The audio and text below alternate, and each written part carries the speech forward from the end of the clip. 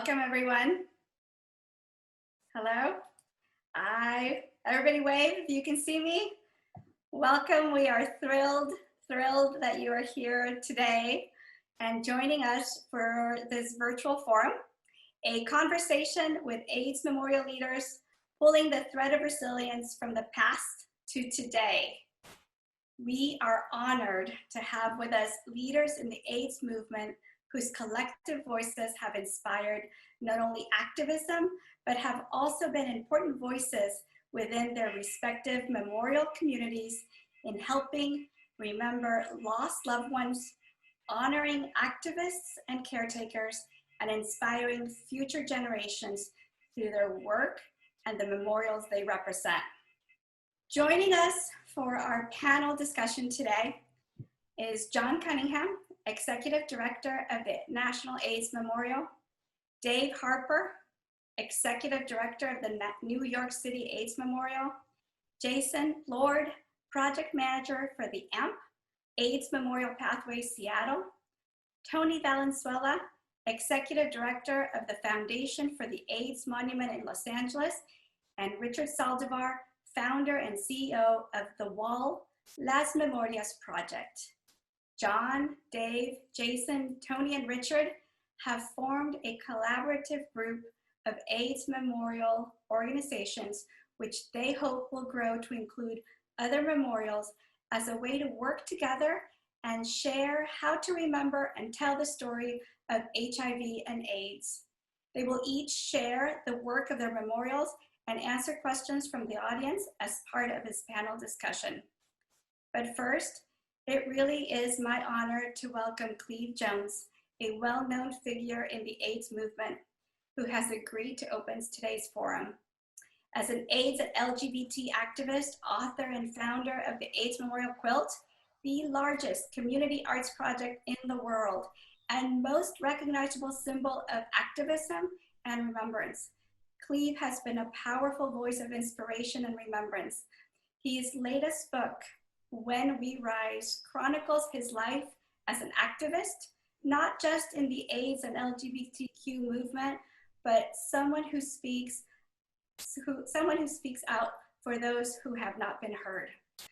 Today, Cleve will share his perspective on the importance of memorials for those who have lost and for the survivors. He will also provide his views on how memorials serve as markers in history for activism and to ensure that we always remember. Thank you, Cleve, for being here with us today and sharing your thoughts. Well, thank you very much. And thank you, all of you who are joining us this evening. I'm speaking to you from Guerneville, California, about 90 minutes north of San Francisco, and I've been sheltering in place here since the first week of March. It's a beautiful place, but it is not that removed from the reality of the new pandemic. And I'm grateful to be here, grateful to be in the company of such fine people who are doing work that I think has now become even more important than we already knew it was. So I want to begin actually by thanking John Cunningham and everyone from the AIDS Memorial Grove in San Francisco who worked so hard to bring the AIDS Memorial Quilt back to San Francisco from Atlanta. I also need to acknowledge absolutely the work of the late Representative John Lewis and Speaker Pelosi in making that transfer happen. I think most of you are aware that that has occurred. I think one thing you may not all know is that the Quilt's archives, which consists of over 250,000 pieces, is now in the care of the Library of Congress. And these are letters that accompany quilt panels, all sorts of ephemera from displays and chapters around the United States and across the world. And it made me feel so good to know that the material was being preserved for researchers in the future to get an extraordinary glimpse into what life was like during those, especially those terrible years of the HIV/AIDS pandemic before effective treatments became available. Just last night, I got an email from a woman in Burlingame, California, 71 years old, who said that a family member was sick with COVID, and the family was on a Zoom chat talking about how to arrange for care and the rest of it. And in the course of that conversation, she reminded them that her younger brother, a young man named Mark Ryan, had died of AIDS in San Francisco. And she asked me if she wanted to know if I knew him, sent me a photograph of him. And I recognized him immediately as one of the gang that we'd hung out with probably a couple of years before we began the AIDS quilt. I think this is something all of us need to be aware of, that a new generation is coming up that has no personal experience of those terrible times when so many people were dying of AIDS, but they want to know about it. And it's important that they know about it. And the lessons that we learned then are so relevant today as we face this new pandemic. So this is not just about preserving some dusty chapters of a sad history. It's about arming people for the present struggle and for struggles to come. I had the idea for the quilt on the night of November 27th, 1985. I'm sure many of you have heard the story. It was the anniversary of the murders of Harvey Milk and George Moscone. We were reenacting the candlelight march that happened the night the two men were murdered. And it was the same week that we'd learned that over 1,000 San Franciscans had already been killed by this new disease. I knew many of them.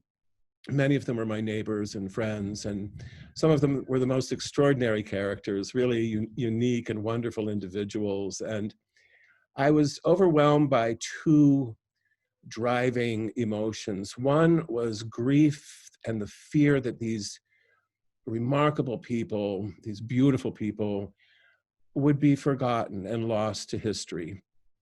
And the other part of that, the more external part of that, was a just burning desire to warn the world of what was coming. And so I think there's always been a duality to all of our work, all of you who are doing this. There's the part about preserving the past, but there's also the understanding that that past is important to the present and the future. And many people over many generations have stated this in different ways, but if we're not aware of our past, if we don't understand what happened, we're going to keep making the same old mistakes. And once again, here we are. I think that looking back at it, there were so many parts of it that I didn't anticipate.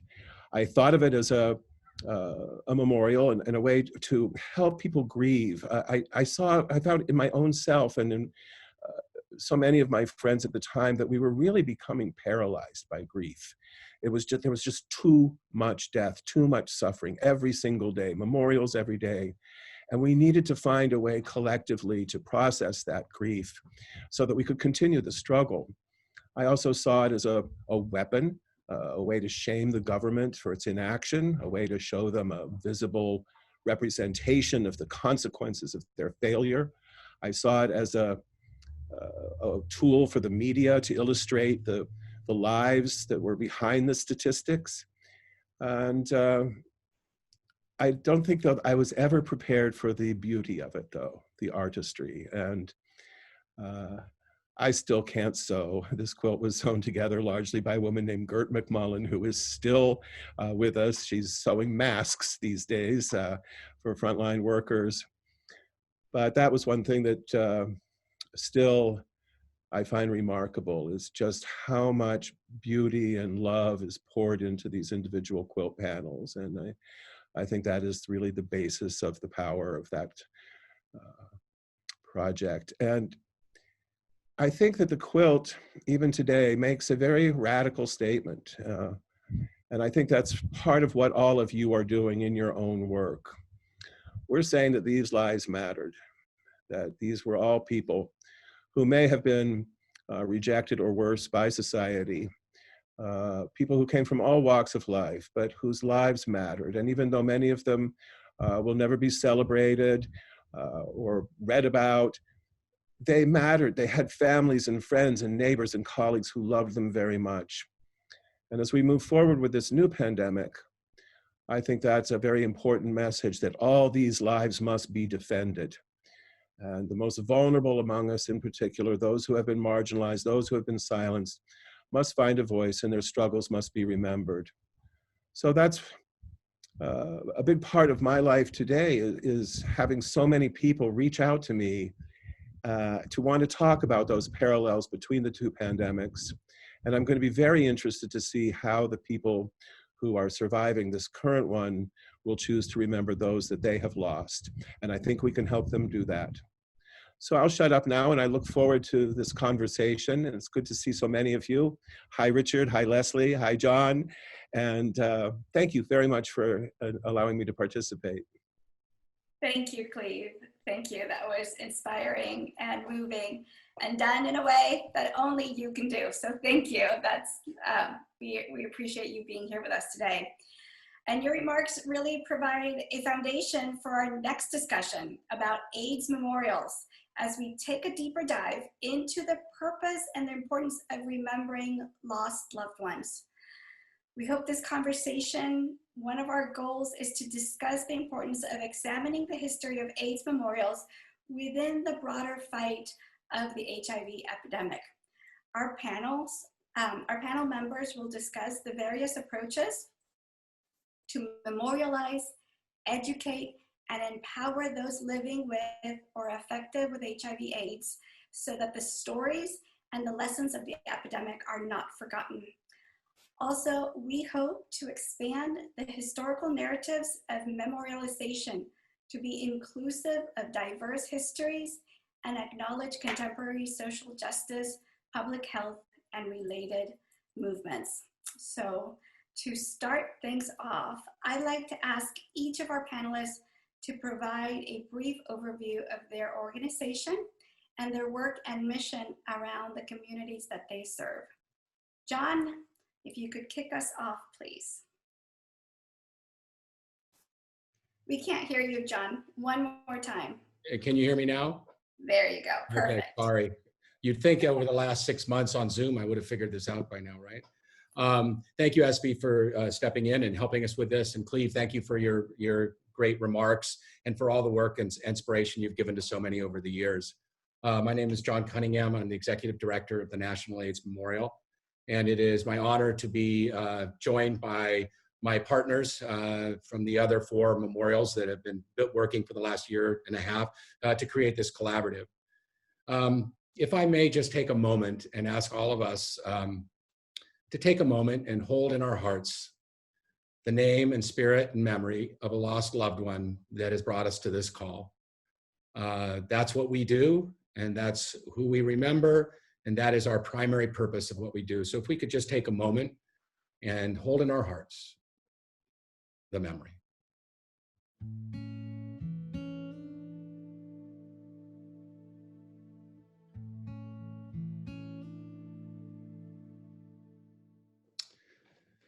Thank you. The National AIDS Memorial, or as Cleve referred to it by its original and common name, the AIDS Memorial Grove in Golden Gate Park, was conceived actually in the year that the quilt was founded. So it was 29 years ago now, when a small group of San Franciscans, much like Cleve and his cohorts, joined together in the face of incredible loss and devastation, seeking a way in which they could not only memorialize their lost loved ones, but also could join together to create something that would have lasting impact on society. I think it speaks to the fact of what was happening in San Francisco, as was the case in many of the other cities that are represented here today. The devastation and the loss and the dark cloud that hung over our city and many other major metropolitan areas, that the leaders of the city of San Francisco gave 10 acres of its crown jewel park system of Golden Gate Park to yet to be formed organization for the purpose of remembering the lives of those lost.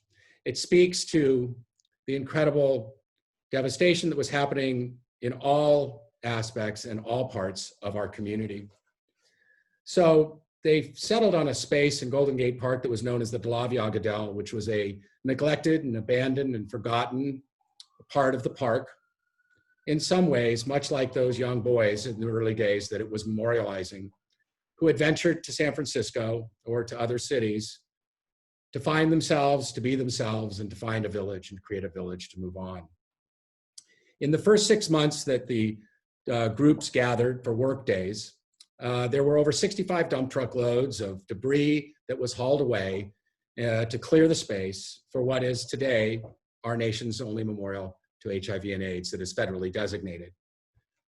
The National AIDS Memorial, or the AIDS Memorial Grove as it was called back then, brought together hundreds of volunteers on a monthly basis to help clear brush, prepare the land, and most importantly, to share their collective grief and to find in each other hope to go on into the future. Because those of us, and I have seen many faces that I recognize who have lived through this, there was a period where there was no hope.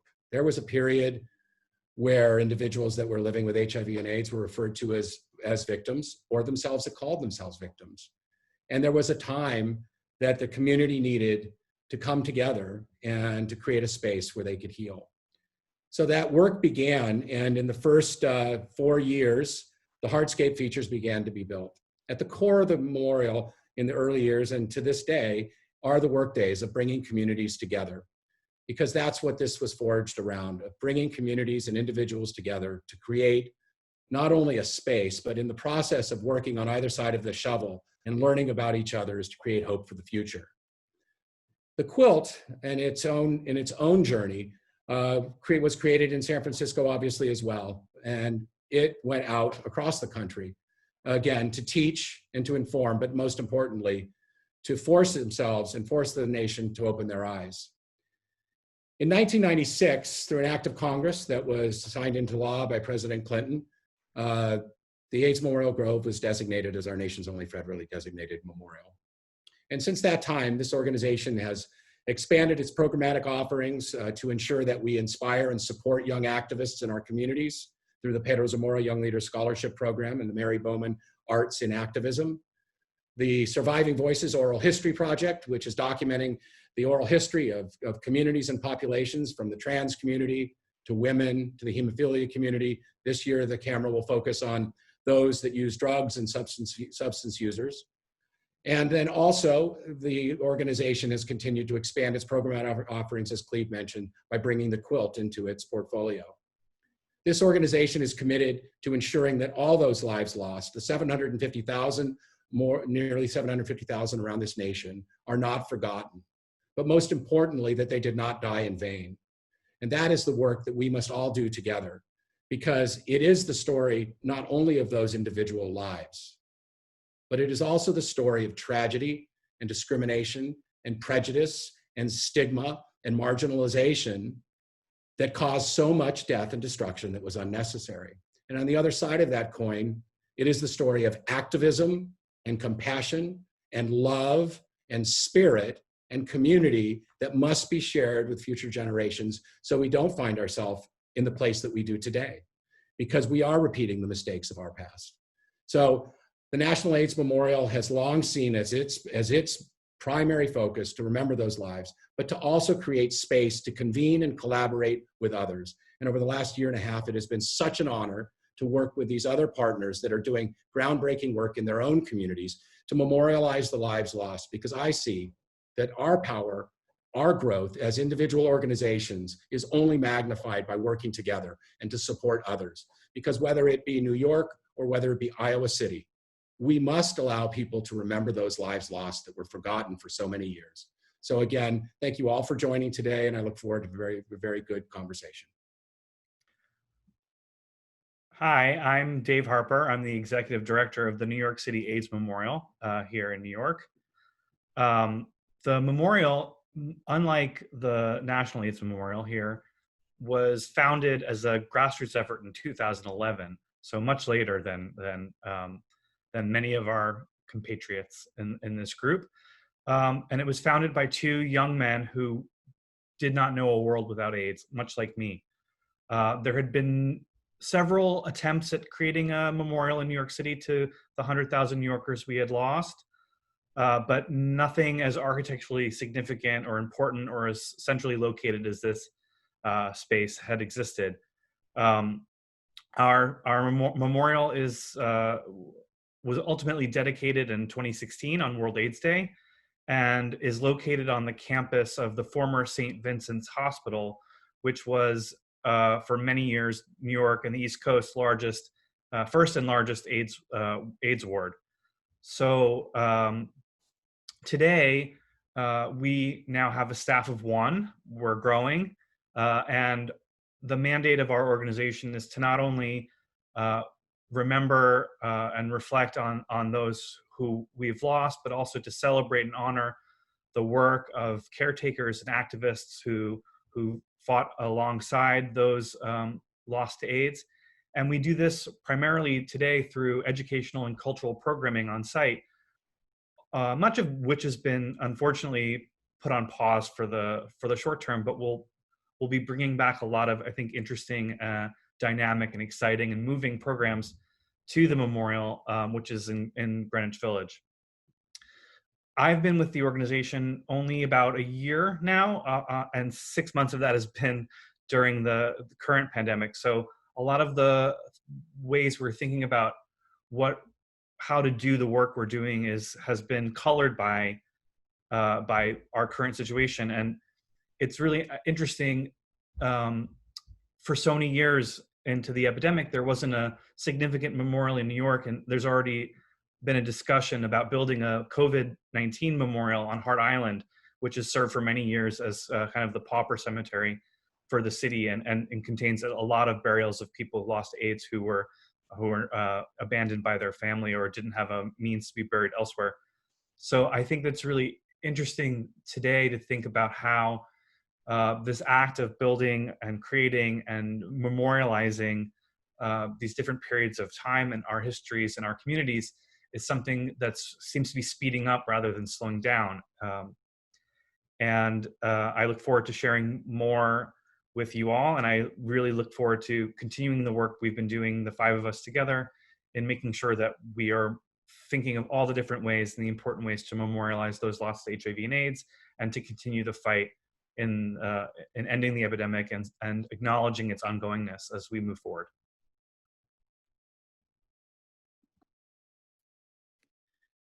Thanks, Dave. My name is Jason Plord, and I'm the project manager for the AMP, the AIDS Memorial Pathway in Seattle. Our project started as an idea at the end of 2015, so we're still building, still not quite a completed memorial yet. The idea was inspired by the AIDS memorials represented at this meeting today, and as well as many others. And the community group assembled to complete the memorial, established 3 goals right off the bat, and that was to use public art to create a physical place for reflection and remembrance, to utilize technology to share stories about the epidemic and the diverse community responses to the crisis, and provide a call to action to end HIV, AIDS, stigma, and discrimination. And what you're seeing now are a lot of renderings, some of the completed artwork, but also renderings of the artwork that is intended to be created on site. The physical site for the AMP is on Capitol Hill in Seattle, and it extends from the plaza above the light rail station through to the north edge of Cal Anderson Park. It's a very meaningful location because Capitol Hill has long been the center of the LGBTQ community in Seattle. And in the 80s and 90s especially, many AIDS service organizations were based within blocks of the site where the AMP will be. Also, the park, the adjacent park, Cal Anderson Park, is named for the first openly gay elected official in Washington State who died of AIDS in the mid-90s. So there's a lot of components to the AMP. There's multiple emotional attributes, and we've commissioned multiple artists to create 4 artworks, which you saw in the slideshow there, throughout the pathway. We had planned to be completed by the end of this year, but we now expect to be done in early 2021. In addition to the physical artworks that will be on site, we have a website which includes a collection of stories, interviews that we're building, doing community outreach to get various folks talking about their experiences with HIV and AIDS historically, but also contemporarily. And we're also planning to do an app so that people can engage digitally through experiences connected with the physical artworks and get information and access to resources through their phones and other digital devices. Okay, so that's what we're doing, and we, like I said, we hope to be complete by early next year. Thank you, Jason. My name is Tony Valenzuela. I'm the executive director of the Foundation for the AIDS Monument in Los Angeles, West Hollywood. Our monument is called Stories, the AIDS Monument. So I'm going to speak briefly about what we're doing right now at Stories. I want to quickly thank SB, the great Cleve Jones, my esteemed colleagues on this panel and our audience for joining us for this conversation. So first, the mission of Stories, the AIDS Monument, is to remember our loved ones lost to HIV/AIDS, celebrate the activists and caregivers that got us through our darkest days and continue to work to end the pandemic, and educate the public, especially younger generations, about what happened so that it never happens again. Stories, the AIDS Monument, has been a labor of love and passion among our board members and City of West Hollywood for many years. It was founded about a decade ago by Craig Doherty, Jason Kennedy, a couple of our board members, the West Hollywood City Councilman, John Duran, among others, and incorporated about 5 years ago to begin to raise money through a capital campaign to build the monument. You can see right now that these are renders of the monument that are appearing on your screen. This year, we reached an important, incredible milestone of completing our fundraising for the capital campaign. And now, as an organization, we've embarked on developing the programs that will enact our mission. So Stories is among the memorials represented here today, like AMP in Seattle, that is not yet built. Our monument, which will be located in West Hollywood Park, in the neighborhood where the beginning of the response to the epidemic in LA County started. Our monument is estimated to begin construction next summer of 2021, and hold a dedication event by the end of 2021. Our monument is based on a grid inspired by the quilt. It is like a field on a 7,000 square foot plot of land. It will be a field of what we call traces. These are 15-foot tall bronze pylons, which become denser as you move through the monument site. This site has tablets that have historical narratives about the local and national epidemics, and various tablets with quotes from important artists and activists that we lost to AIDS. There's also, because the site, which is on San Vicente Boulevard between Melrose and Santa Monica Boulevard, that has historically been a site of mobilization in LA for protests in the queer community. And so our monument actually has a built-in protest podium that's already going to be wired for sound as a future site of mobilization. Even though our monument is yet to be built, we have already started doing some work. For example, we've produced original videos about, that are sort of testimonial videos about the epidemic in Los Angeles and nationally. And we've engaged over the last couple of years on some important community conversations about, for example, the impact of AIDS on Hollywood, the impact of AIDS on the music industry, on the impact of AIDS in the African-American community. So we are going to be developing more of our programming now that we've transitioned to this new phase. And I really look forward to working with community to help us develop exactly what we're going to be doing in LA. Thank you. Hi, my name is Richard Zaldivar. I'm the executive director and the founder of the Wall Las Memorias project. First of all, I would like to thank all of you for being on this Zoom call. I want to thank SB, and I also want to thank my staff members, Miguel Villegas and Andres Magaña, who helped put this event together. The Wall Las Memorias is a community health and wellness organization dedicated to serving Latino, LGBTQ, and other underserved populations through advocacy, education, and building the next generation of leadership. I remember so well back in the early 1990s that I would often be confronted by some AIDS activists, always questioning about, when are you Latinos going to get your act together about HIV? And, you know, kind of like I thought about that. And then my best friend tested for HIV. And I remember the tremendous stigma that he associated with at that time. And it really bothered me. And I, being an activist, a community and political activist for my entire life, I wanted to make a difference. And so I founded this organization with an idea of building one wall panel with the Virgin Mary in the middle of an art mural, and then the names of 200 people who died.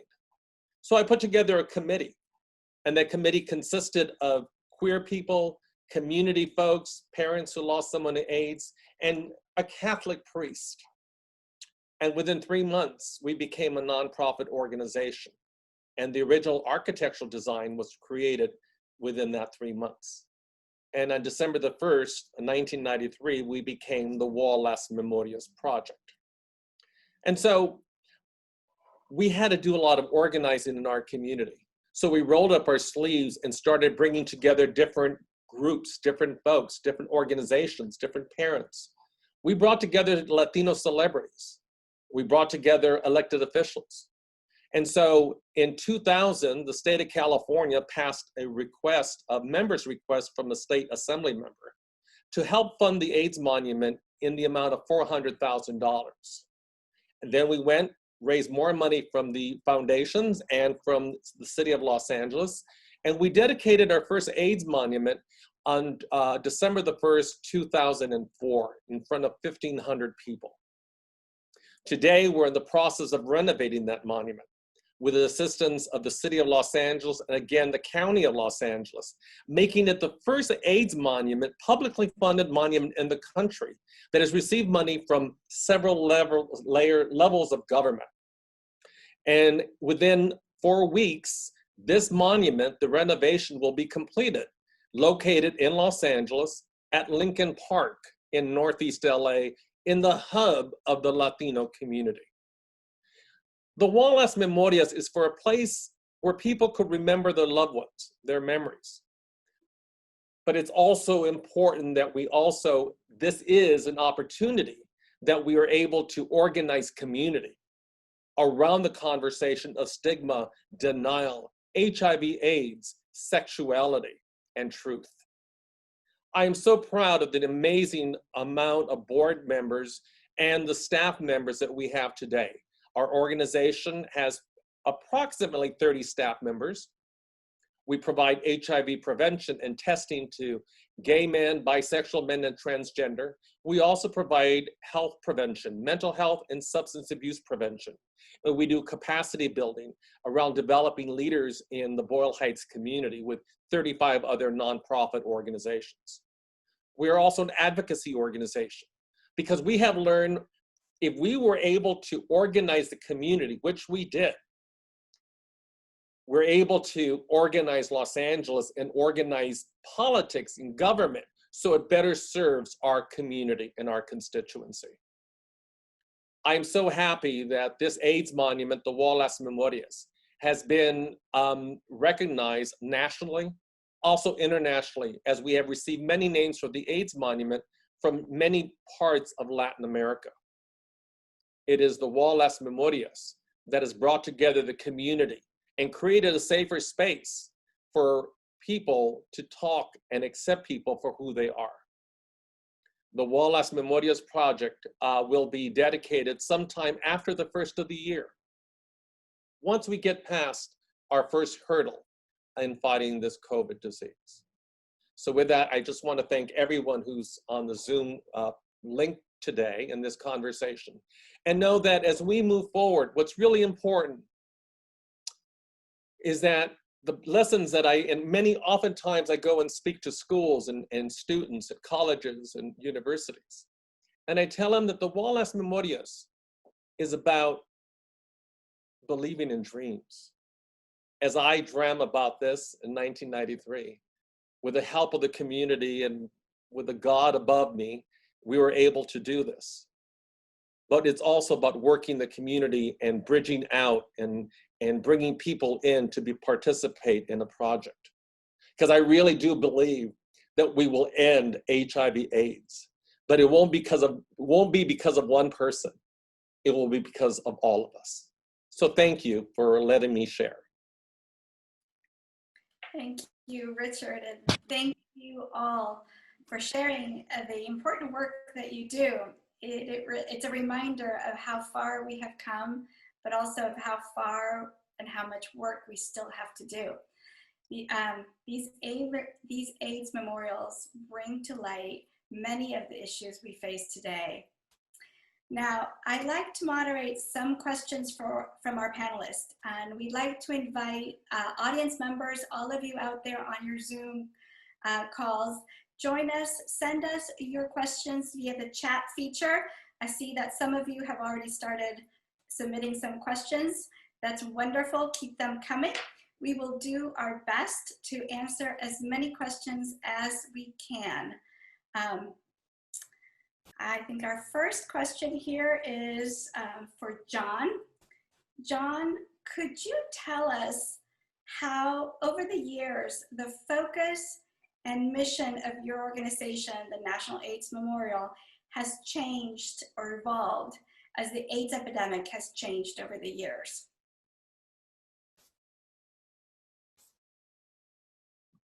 Great, unmuted. Thank you to all of my colleagues for their great remarks. So for all of us on this call that have lived through it and those that have not necessarily lived through it but are growing to know it, the chapters of the AIDS struggle and crisis are very diverse. From the early days where there was, no hope, there was no treatment.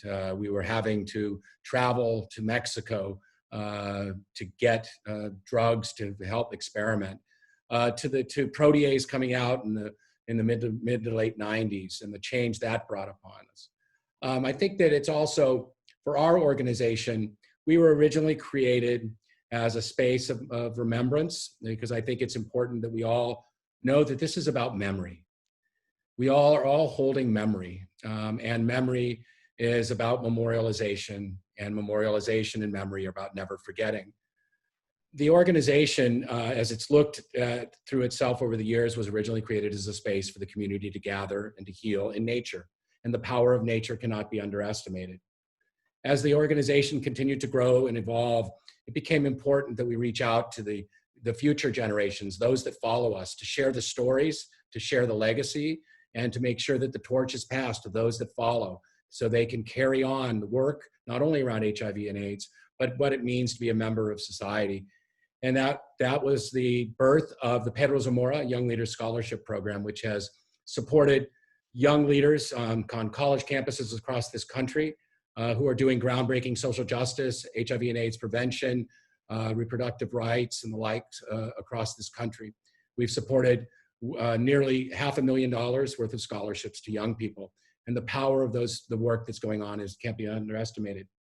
Storytelling is how we keep the lives of those that we remember alive, by telling their stories. That's how their life continues. So we started about 8 years ago, the Story Project, and it has evolved into what's known as the Surviving Voices Project. 2 years ago, we were approached by another nonprofit, the HIV Story Project, to acquire them and bring them into our portfolio, because the founders, who were both filmmakers, felt that we could continue to help to expand that reach and to share those stories, not only nationally, but globally. As Cleve shared most recently, we've expanded by bringing the quilt into our community. That will take us from the space that is the 10 acres in Golden Gate Park and allow us to take the quilt both out in its fabric form, all 52 tons, all 50,000 panels, and all 100,000 plus individuals that are memorialized. But I think it's also most important for us to realize that we have an obligation as AIDS memorials and as individuals that lived through it to be truth tellers. There are too few truth tellers that have the courage to stand up and to tell the truth about what's going on around them. So this organization is committed to telling the truth about what happened in the epidemic, what happened to the communities, what the government did and didn't do, because that's the power that we have to honor and remember those lives that have lost, that we continue to gather together to memorialize. We must ensure that social justice and health justice and access to healthcare, stigmatization of different populations and community is at the forefront of what we do. Because again, the AIDS crisis sat at the intersection of so many social justice movements. It sat at the intersection of LGBT, of access to healthcare, of communities of color, of those that did not have the funds, of poverty, homelessness. All of those intersected in this particular crisis, which is unique. And we must carry that mantle on. So we are committed as an organization to picking up that torch and to ensuring that the stories of those lost are not forgotten, but that we do what was done in the early days. And we're committed to improving the communities that we live in through being honest and telling the truth and making sure that everybody is treated equally. Thank you, John. That's a great answer. We have a question from Lonnie Lusardo, and this question is for all of our panel members. So maybe if we can start with Richard and make our way in back order. Can each panelist please describe the funding sources for their projects? How much from the government, corporations, and other funders? So I'll start. Thank you, Esme. Good question. As I had mentioned before, we are funded primarily through government funding from the County of Los Angeles in the area. This time around for the renovation, $350,000. From the City of Los Angeles, $500,000. And so people would say, well, why did you get money from the city and the county? Well, because, you know, initially when we started building the monument, there was so much competition among AIDS organizations. It was so political. That's number one. And number two is, if we're going to create social change, then we have to start with our elected officials who are elected by the people in the community. So in order to do that, we have to have relationships with elected officials. Then we have to get community support. And so when you're talking about communities who normally wouldn't talk about HIV/AIDS or kind of shun it, it's important then we create the opportunity for the outreach. So we were able to do that in a number of different ways in order to get the support from the city and county to support an AIDS monument. And then lastly, about the funding, I think it's important. It's awesome when you have city officials in Los Angeles, one of the largest cities in the country, to be able to say, we have an AIDS monument in Lincoln Park. Or the county supervisor, who was a former secretary of labor, Hilda Solis, to say, we're renovating our AIDS monument on the northeast side of Los Angeles. And so that's part of the awareness, and that's part of the community empowerment that's so important for us to end this epidemic of HIV. So good question, thanks. So yeah, for us, you know, it's a healthy mix of government, foundation, corporate, and individual supporters. The City of West Hollywood has been the largest and a tremendous support to this project. In addition to giving at least $500,000, they've also, you know, provided the land for the monument site, will maintain it in perpetuity, and will be an ongoing partner around programming. So Other kinds of funders include, for example, Cedars-Sinai, and just many of the foundations you might expect that would support an AIDS memorial like this one. I think what's really important to note is that it's really been a community effort, that there have been a lot of individuals and folks, in addition to the city of West Hollywood, LA County, and the state of California. That's really a show of the widespread support for this kind of work. Yeah, thank you. Jason? In 2016, when the project started, there was a budget put together for the entire project to completion, and that was about 2.8 million. It's a collaboratively funded project, like Tony just mentioned. So we had a couple members of our steering committee identify how we were going to get to that goal, and they've led the efforts really to put half of that fundraising towards municipal and government funding, and half of that into private funding, so individuals and companies. And that strategy has worked out pretty well. We've gotten significant funding from the state, from the county, and from the city of Seattle to build half of our budget. And then some corporate funding, grants and foundations as well have been really important to building our goal. And then, yeah, individuals have stepped up, and families and individuals that have been really generous. So we're almost at the completion of our fundraising. We're this close. But yeah, it's a challenge, and particularly now this year, we're hoping, but we're within $300,000 of making our goal, and so we've got a challenge ahead of us. So our memorial cost in the end about $6.5 million to build, which just shows how much more expensive it is to do things in New York City than it is to do things elsewhere. About half that money came from the state and the city of New York, and the other half came from mostly individual donors, with a couple of foundations and corporations tied in. Once the memorial was completed, the memorial was built in a park that was part of the former St. Vincent's campus that was developed by a condominium developer, and we developed about 1/10 of it as our memorial. The developer and us and the memorial organization then gifted the park and the memorial back to the city. So today the memorial is part of a New York City park called the New York City AIDS Memorial Park at St. Vincent's Triangle, but the maintenance of the memorial, utilities and general maintenance of it, is our responsibility as an organization. So that's an ongoing fundraising challenge, because it's not the most sexy thing to ask for money for, sweeping leaves and turning on and off lights, but that's part of the work that we do now when we're fundraising. And yeah, we were able to make that goal between about 2011 and 2016. So it was a pretty huge accomplishment for the board, who really started with, it was two young guys with about a couple grand from their friends and an idea that within the span of 5 years, they'd raised enough to complete the memorial.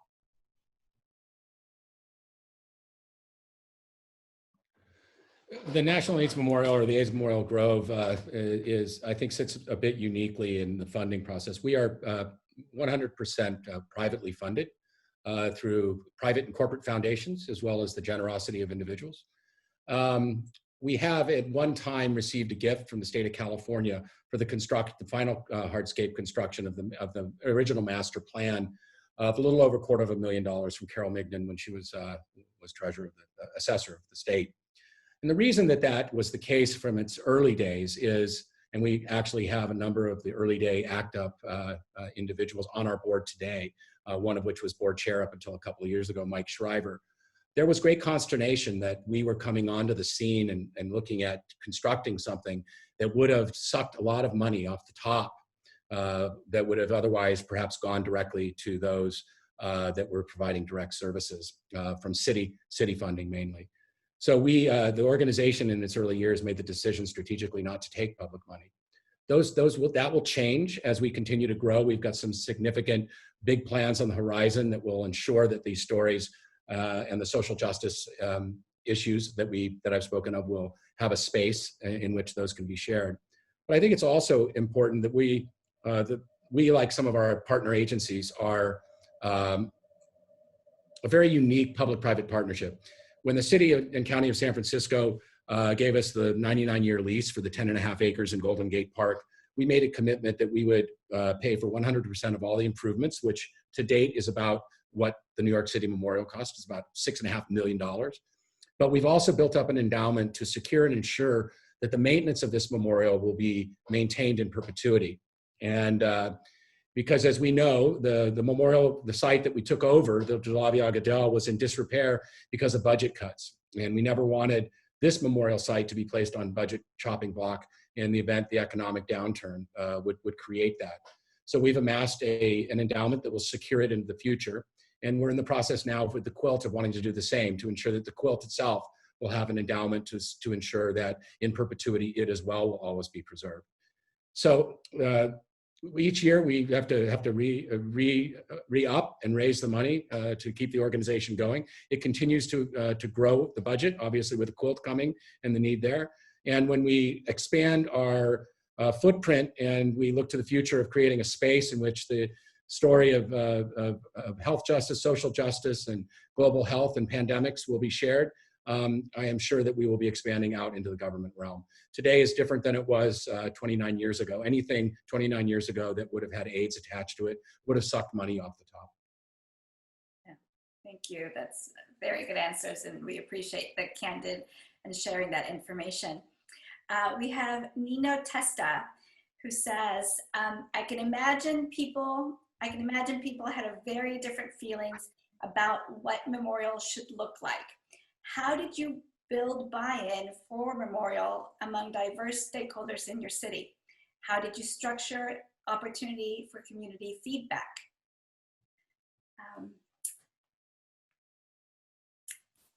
Jason, you want to take that one? I think that might be up your alley, and we'll see what the rest of the team has to say. Thanks, SP. So we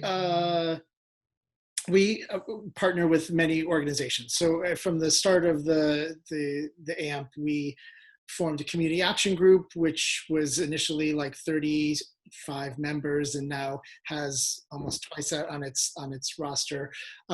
There's representatives from different community organizations that are a part of it. The artists did outreach to communities and individuals as they were developing their concepts.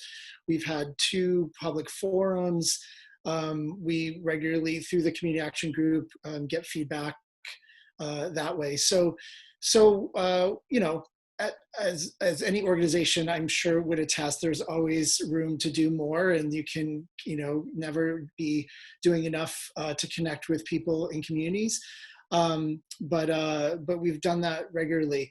Also, when we started, as I mentioned earlier, we knew we were going to have a physical place for the memorial, but then also this digital space that was going to collect video stories. And we've done that. And the initial grant to do those recordings was focused specifically on communities of color, because we knew we wanted to lead in that way, because communities of color, particularly Black communities, have been disproportionately impacted by HIV and AIDS, and yet often underrepresented. And so we wanted to make sure that we led with story collection efforts that were going to get individuals who could talk about that experience and give a sense of the histories that they've experienced. So we're doing a lot to lead in that way with racial equity up front, and we're continuing to do that. So we hope that engagement not only has we've done that, but that we will continue doing that. Does anybody want to add to that and share some of their experience in building that sense of community and involving different stakeholders? Sure. Okay. I could just add that we also, like Jason, our organization created a community kind of council, mostly of AIDS service organizations in New York, which we have many, and other community organizations that had input in what we were doing. The design of the memorial was also an open call. It was a kind of democratic process. People from all over the world submitted entries as to what it would look like. There were about 450 entries, and then we had a panel made up of community leaders from both AIDS and AIDS service organizations, AIDS activists, architectural and landscape designers, and art world folks, including directors of major New York City museums, who ultimately settled on what the project should look like. What was chosen at that point in 2012 is not what is built today. It is the same designers that were chosen, but through a lot of review processes with the city, with our community board, with the developers that were developing the park alongside the memorial, ultimately the design shifted several times to get something that really felt right for all of the stakeholders. And I think accomplishes that beautifully, although it doesn't look anything like what it was meant to start as. And I think that's there's a lot of that in building something that is in the community, that is for a community, that is in a public space. You really need to make sure that everyone around you in the neighborhood, in the community of activists and of workers at ASOs, in the government, and across the board feel like they have a stake in what ultimately this place will be, because it's for them, it's for all of us. So that's just a little bit about what we went through. I just wanted to add in and answer some of this question. You know, for us, when we talk about how did you bring stakeholders together, a little short story. When we first started building the monument, towards the very end, the city was giving its final approval. And it's then we faced some right-wing homophobes that went through the entire process of opposing us, because we were building it in a park. And they said that we would invite gay men to prance around in the bushes and that they were afraid for their children. Well, they were very much in your face, and they intimidated city officials. So we once had to go before a neighborhood council meeting in Lincoln Heights. There were 350 people there for that meeting. That's where we got death threats. And we had to live with those threats for, about a year or two. But it was so awesome because one of our spokespeople happened to have been one of our board members, and her name was Maria Elena Durazo, who now is a state senator, powerful labor leader at the time from Unite Here Local 11. In fact, that's where I met Cleve Jones. And she took to the podium her husband, who at the time was Miguel Contreras, who was the executive secretary for the LA County Federation of Labor. It's a really great story when you stop and think about, here you have some labor folks going up to support an AIDS monument over the objections of some loud homophobic people. And so early on, we created relationships if we didn't already have them. And we built in not only gay, lesbian people that were impacted, but labor leaders and church leaders that later on allowed us to have the largest faith-based HIV program in the country, which we had in Los Angeles, where we outreached to over 1,000 churches. And so it's about leveraging your community, bringing people together, and not necessarily dictating to them what was going to get done, but inviting them to a conversation and asking them to help get it done. It is really a great story about bringing people together and sharing your dream and allowing them to participate. And as we started actually bringing out the design for the AIDS monument, we invited those communities for those open meetings for their valuable input. I just wanted to share that. Thank you, Richard. Yeah, for us at the AIDS Memorial Grove, 28 years ago when it was conceived and when the work began, it was obviously in the darkest days of the epidemic, where we were losing so many every week. And what really started and what the impetus, as I shared before, is the AIDS Memorial is really about a volunteer community. And I've had the blessing of, in the early days of when AMP was being looked at and the New York City Memorial, as well as the AIDS Monument in West Hollywood, some of their early leaders asked us, how have you been able to keep the community engaged to the degree to which you do? We've had over 250,000 volunteer hours dedicated to this space. The early years, it was obviously clearing and cleaning. But then as that began to evolve, it became part of what they were doing. They have continued to create a memorial for themselves and their community members, but they continue to till the ground and to work. And so as I have continued to share with everybody, is finding a way that you can continue to engage the community in creating something that is powerful for themselves. This has been exported, our model has been exported not only in San Francisco, but around the country, because we actually pay the city back 100% for all the wages and benefits and improvements, wages and benefits of our gardener, and we do all of the improvements ourselves. And our volunteer program has become so large that we actually now loan the volunteers out to different parts of the park system. And so I think that how we can engage community and individuals in the work, in the process of healing and of creating a space that they own, that they feel is theirs, will not only sustain the work that we do, but I believe it represents what the AIDS activist work has always been. It's about community. It's about getting off the sidelines. So, the blessing is that we bring communities of faith, we bring youth, we bring so many different populations into that 10.5 acres to spend time working. We were blessed a year ago when my 4 partners on this call all came to San Francisco and spent time together with 150 volunteers that come every single month, except when there's COVID, to till in the ground and to share stories on either side of a shovel, because that's where the healing really happens, is by sharing stories. So that's where we're at. Yeah, and last, I'll be brief. I actually participated in John's day of tilling the soil and cleaning up the grove up there, and it was such a beautiful, moving experience, and it's exactly a key way of building community. I really want to say that buy-in is something that we as executive directors, organizations earn, and that it's a part of our ongoing work.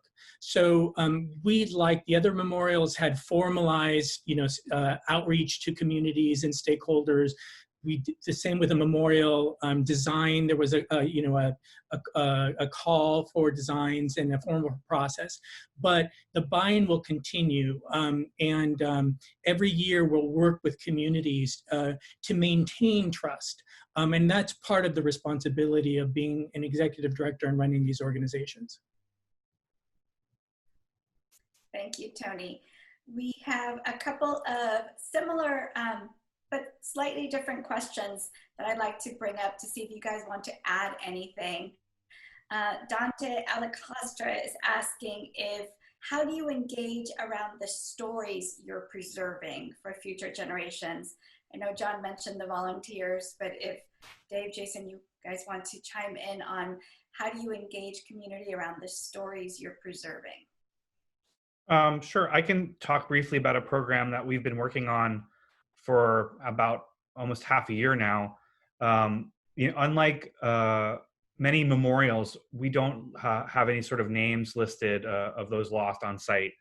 The engraving on our site is actually a poem by Walt Whitman. So we were thinking about the ways to use language to memorialize both people, but also a time. And what we're working on right now is a project, which is a sound-based project, which we'll install at the memorial. Because I should also say, for those who haven't been, unlike the National AIDS Memorial, at its acreage, we are only about 1,600 square feet in the middle of a city. So it's a much different experience physically. And so we're looking to install a series of different speakers and kind of change the lighting to acknowledge that something's different at the memorial, and then use those speakers to be able to do a reading of names each day, and then a 1-hour program that reaches back into the history of the epidemic and pulls sounds from cinema and music and speeches and direct action, oral histories and other things to create kind of a 1-hour experience of of the last 40 years of the fight to end AIDS. And so that's one way we're doing that. Hopefully opening on around World AIDS Day of 2020.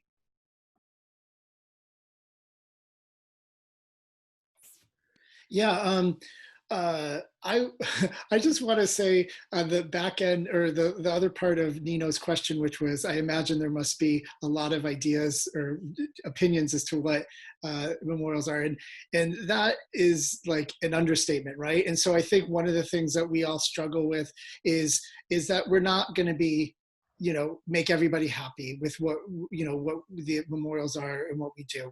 We try to be as much as we can to as many people as possible, but we're not going to be all things to everyone, and meet all those expectations. But I think that by moving forward with our intent to be inclusive, and by making memorials that have the trust of the community, and also with the intent of the heart of what we're trying to do, I think that people will see themselves in whatever our memorials are, and find something from that, which is the best I think we can hope for. So anyway, it was just to kind of comment on that. But in terms of our stories, I've mentioned before, we are doing this video collection, and so we're going out and with our story consultant, going and interviewing folks and editing those into videos that are posted on our website, on our YouTube channel now, but will also be on our new website, which will launch at the end of this month.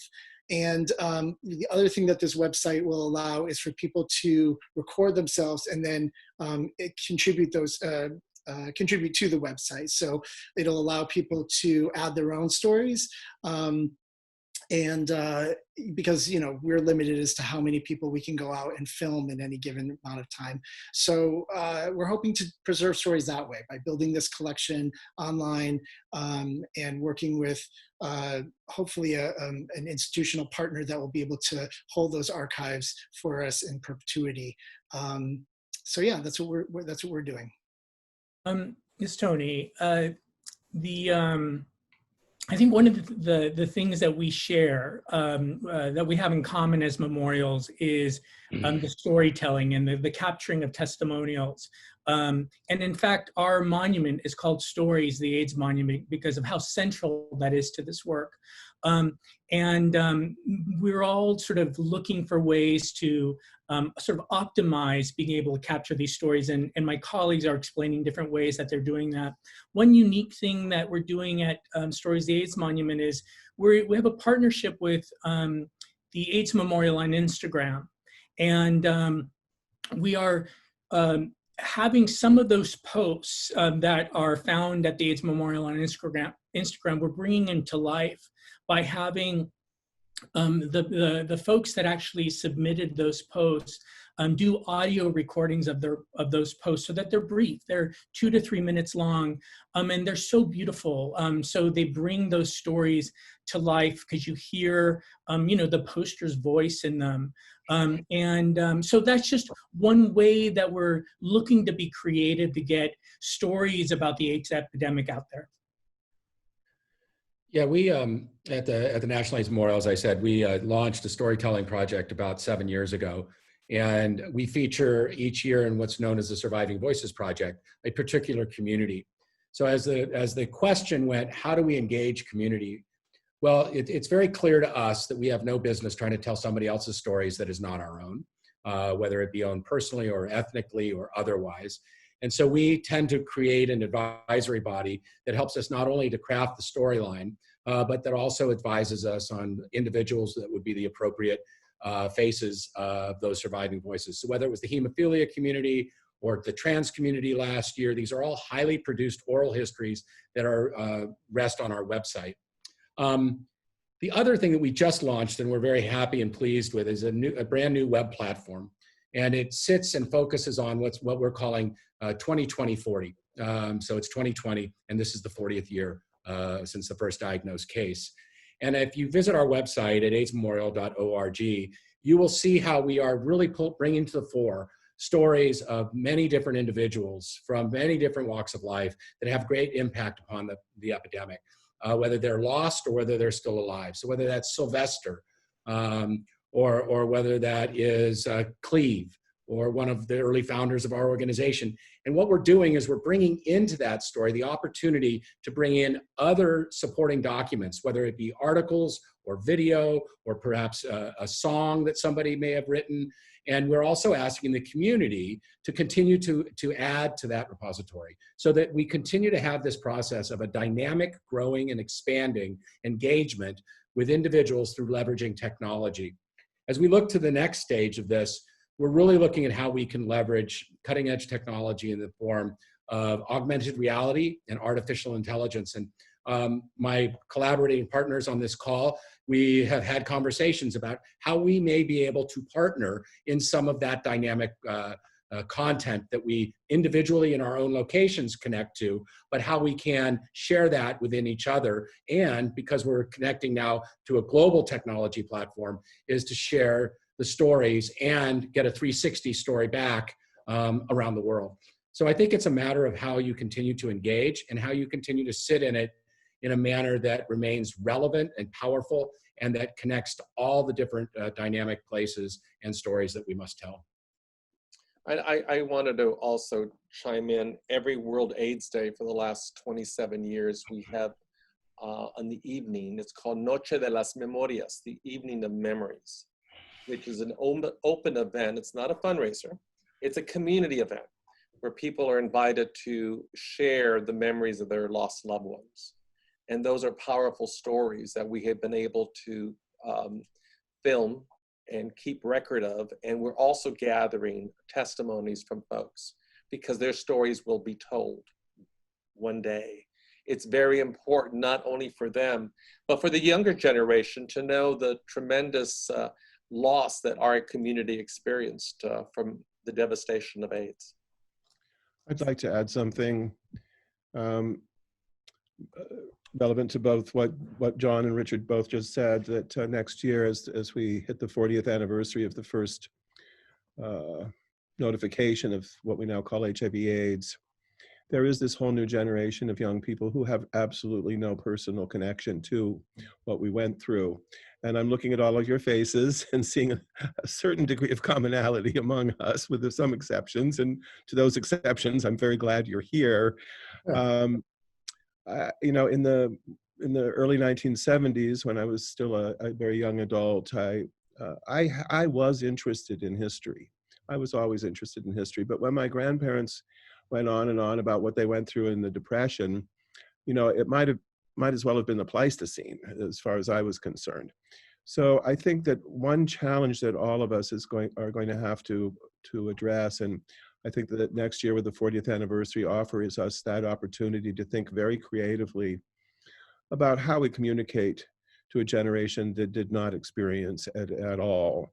And I have been struck by the degree of ignorance that is out there. I actually got in quite a little argument with a younger person who overheard a conversation some friends and I were having in a cafe, where we were talking about the tens of thousands of gay men who had died in the Castro. And this young person said that we were exaggerating.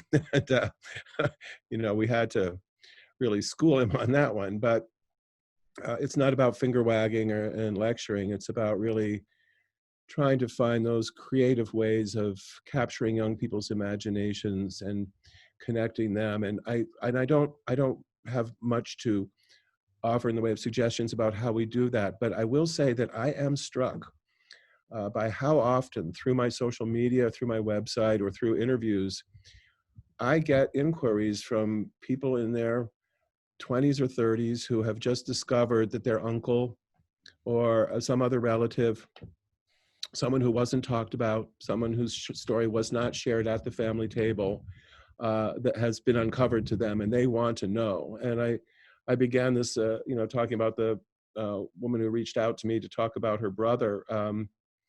It is so common that I get these inquiries. Did you know my brother? Do you know who he was? He used to work at this place. Can you tell me where that is? I want to come to San Francisco. I'd like to see where he lived. So I think it's going to be a difficult task for all of us, and very challenging, but in a good way, because it's going to require us all to remember how we were 40 years ago and come up with those creative strategies that can draw young people in and inform them and empower them and enlist them as this work goes on when we are no longer here. Can I jump in on Cleve's remarks there? I think you're absolutely right, Cleve. And part of the problem, I mean, part of this is structural, right? We don't, the AIDS epidemic and the history of AIDS activism is not taught in public schools. So if someone makes it to college, that may be the first time they're learning about artists like Gil Quadros or Paul Monet, or the history of ACT UP.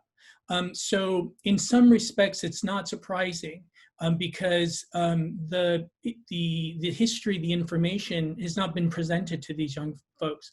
But I will say that in my work here at FAM for the last couple of years, what has struck me is meeting so many young artists, scholars, activists, people in nonprofits who are already working on making sure that these stories continue finding their place in that history. There's so much scholarship in art right now that's happening that by 20-somethings and 30-somethings around HIV/AIDS epidemic.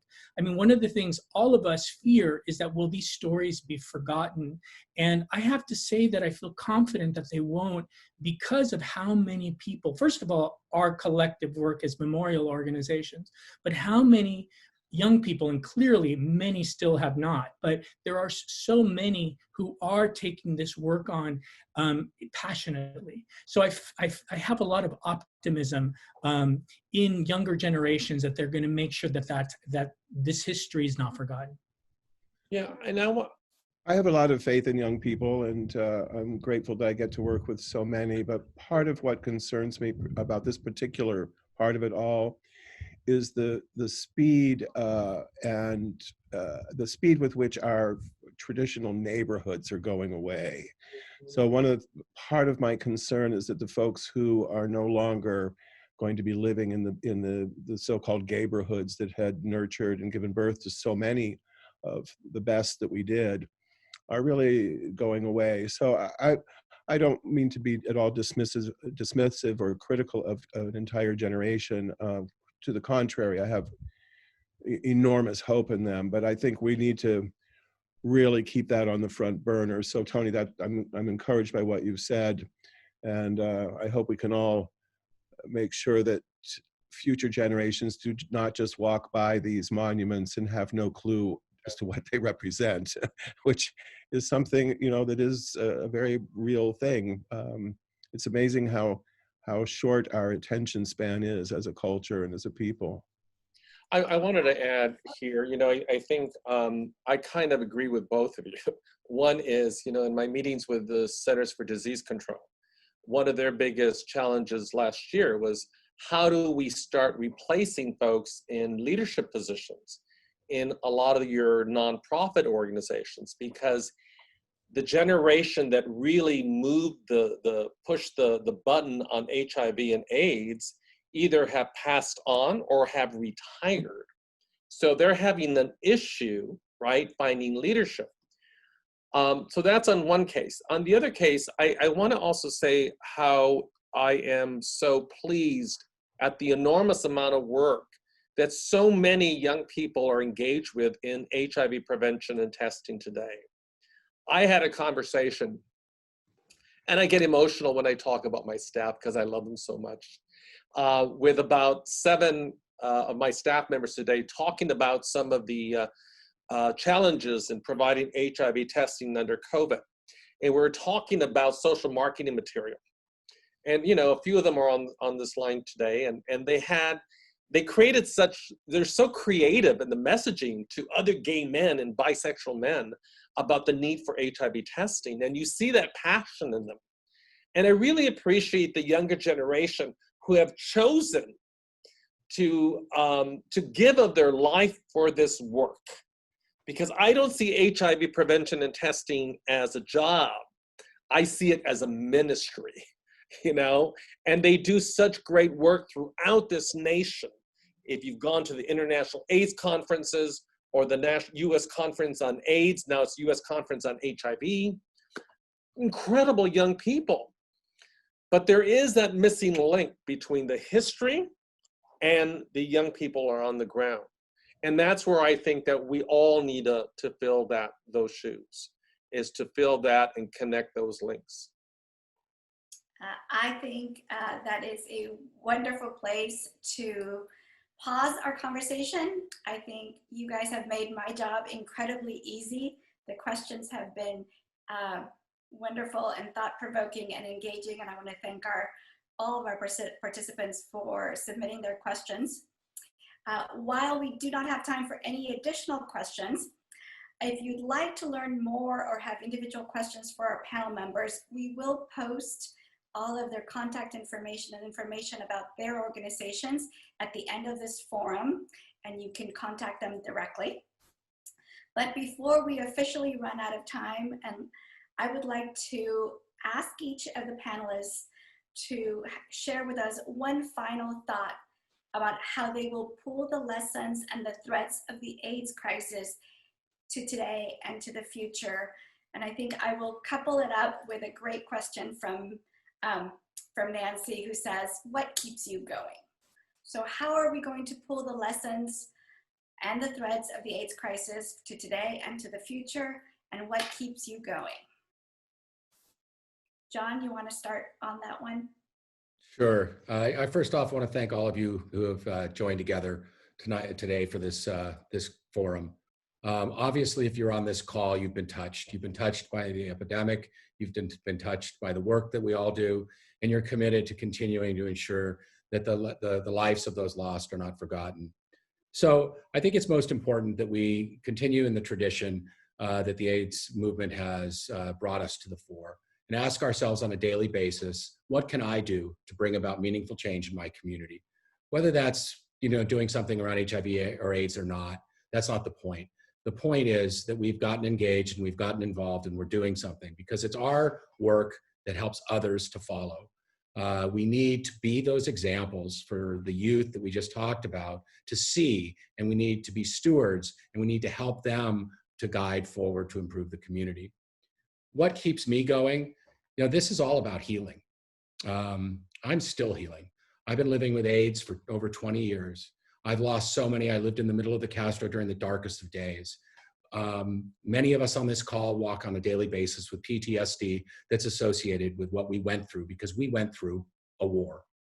So I think that the key is, what keeps me going is the niece of a man that died 30 years ago, who was going through her grandmother's closet after her passing and uncovered the quilt panel that her grandmother made for her uncle.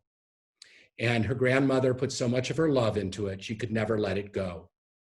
And so at the time of passing, the family has now passed that on for us to ensure that it is forever remembered for the uncle that was lost. So again, thank you all. I'm going to start with what keeps me going. And really one of the things that's kept me going is this group of people who are joining me here tonight. I started this job in June of 2019 and was the first person to ever have this job. My organization had been run by a board since its inception. And so I took on a new role, an undefined role, in a time where lots of things were happening in AIDS service organizations in New York and around the globe, and obviously more things have even happened since.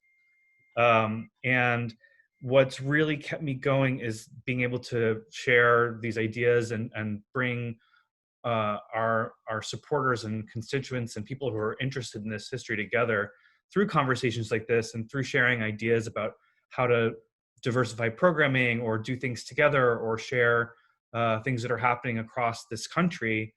And so that's been really beneficial to me. And I hope as we continue to do this work that more and more organizations will be formed that will join us, that will be able to share more ideas and more programs with us, because I really believe that we fill this quite an important gap in history and sharing history with younger generations. And a lot of that is, I think, what are the strings that pulls everything together. In the middle of a global pandemic, meant to launch programming, our first programs around the spring of this past year, we're on pause and we're kind of recalculating what we're doing. But I think once we are able to gather, and our space was built as a place to gather, we'll be able to find a multitude of ways to incorporate the stories of New Yorkers and others, to celebrate the lives of people we lost, to continue to celebrate and honor the work of activists and caretakers, which is so important to our mission and so important to the ongoing effort to end the epidemic. And that will be, I think, a thing that ties all of us together as organizations, but also all of our fellow citizens to the work that we're doing. And I just want to let you know, I don't know if he's back yet, but Tony crashed off. So if he's not here after Jason, the reason is he's trying to get back on.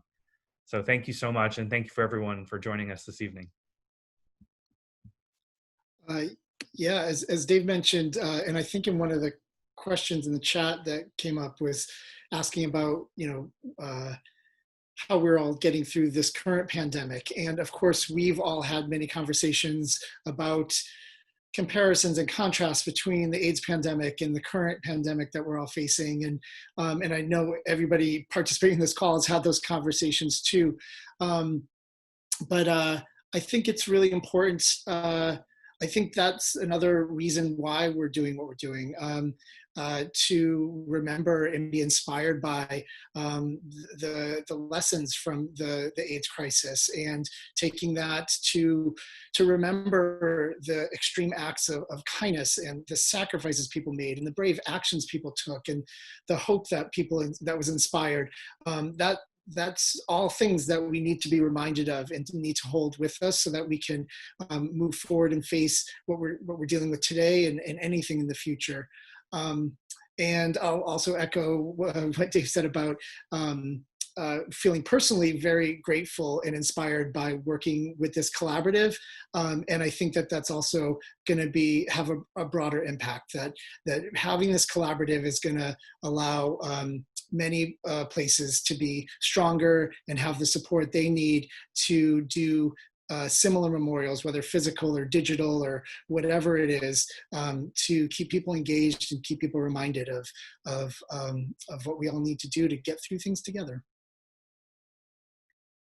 I'm coming back in for Tony because he is unfortunately unable to get back on the call. And he just wants me to let everyone know how much he appreciated the conversation and how much he's looking forward to collaborating in the future. So that's from Tony in LA. So I just wanted to be the last one, as I went to Catholic school, so I had the last name started with a Z, so I was always the last one in class. And so I want to thank everybody the colleagues who are on the call, the staff who are supporting this call. Cleve, thank you. Everybody who hasn't had a chance to talk, but who's been chatting. Thank you for what you do. We don't know a lot about, but the fact that you're here in this safe space says a lot. For me, an AIDS monument is not just to remember someone who passed away from AIDS, but I walk away with a recommitment to social justice and an end to bigotry and discrimination. And to know that health care and health prevention is health justice. And so I will continue, and we as an organization will continue to support movements that support immigrant rights, refugee rights, workers' rights, trans rights, people who have suffered injustices. As we know, at a time when it was illegal to be openly gay, that was part of our injustice at the time. And so many of our brothers died because there were laws that banned who they could be or who they were. And so that's what keeps me going today. And so whether it's a primary election or whether it's a new day coming in November, or whether there is gays being persecuted in Russia, that's what keeps me going. As long as we have the voice and we have the will and we have the experience, then we need to speak out. So thank you for allowing me to be part of this space, and for everybody who's been on this Zoom call. That is a fantastic way to finish our call. Thank you.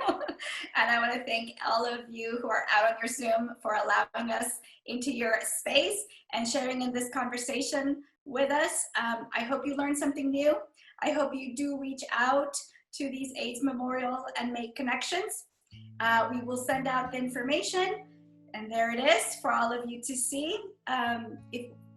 We will also email you this as well as the link to the presentation in case you missed anything and want to replay it for your teams.